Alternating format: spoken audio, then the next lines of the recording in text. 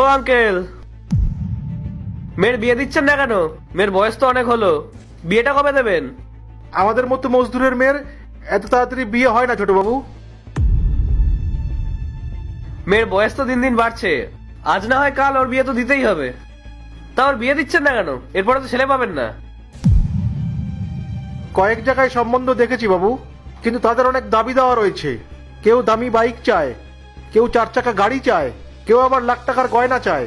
আমরা তো গরিব মানুষ, সামান্য এই মজদুরের কাজ করে কতটুকুই বা জমাতে পারি। বাবা, তাহলে কি আমার কোনোদিন বিয়ে হবে না? তুমি জানো আমার সব বান্ধবীর বিয়ে হয়ে গেছে।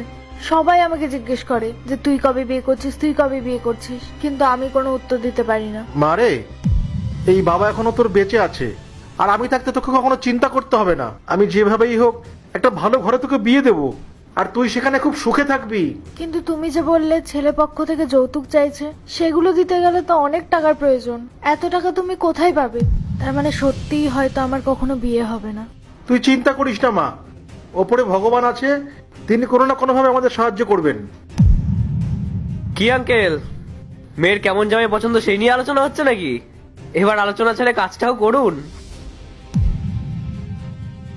দেখলি তো মা, বড় লোকেদের কথা বলার ধরন, আমাদের নিয়ে কেমন ঠাট্টা করছে।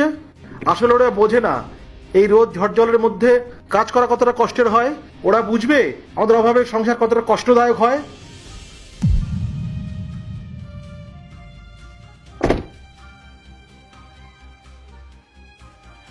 আঙ্কেল, আপনার মেয়ের কিন্তু সত্যি অনেক বয়স হয়ে গেছে, এবার তো ওর বিয়েটা দিন।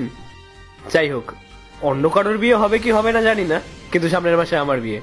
আর আপনি আমাদের অনেক পুরনো কর্মচারী, তাই আমি আপনাদের জন্য বিয়ের কার্ড আর মিষ্টির প্যাকেট নিয়ে এসেছি। এই নিন, আপনারা কিন্তু আমার বিয়েতে অবশ্যই আসবেন। হ্যাঁ ছোট বাবু, আপনি যখন আমাদের নিজে এসে নিমন্ত্রণ জানিয়েছেন, আমরা অবশ্যই যাব। আর হ্যাঁ, আরেকটা কথা বলতে চাই আপনাকে। হ্যাঁ ছোট বাবু, বলুন।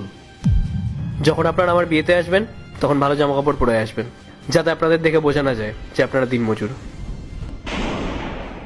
আসলে কি বলুন তো, আপনারা যদি খারাপ জামা কাপড় পরে আমার বিয়েতে আসেন না, তাহলে আমার রেপুটেশনটা নষ্ট হয়ে যাবে। ওই জন্যই বললাম, যাতে আপনারা ভালো জামা কাপড় পরে আসেন। বুঝতে পেরেছেন তো? ছোট বাবু, আপনি আমাদের বিয়ের কার্ড দিতে এসেছেন, নাকি আমাদের অসহায়তা নিয়ে মজা করতে এসেছেন? দেখুন, আপনাদেরকে নিয়ে মজা করে আমার কোনো লাভ নেই। আমি আপনাদেরকে এগুলো এই কারণেই বললাম, যাতে আমার রেপুটেশনটা বজায় থাকে। দেখুন, আমি আপনাকে ছোটবেলা থেকে দেখছি, আর আমি আপনাকে অনেক রেসপেক্টও করি, আর সেই কারণেই আমি আপনাকে বিয়ের কার্ড দিতে এসেছি। কিন্তু আমি আপনাকে সম্মান করি বলে আমার বিয়েতে আমার রেপুটেশনটা খারাপ হবে,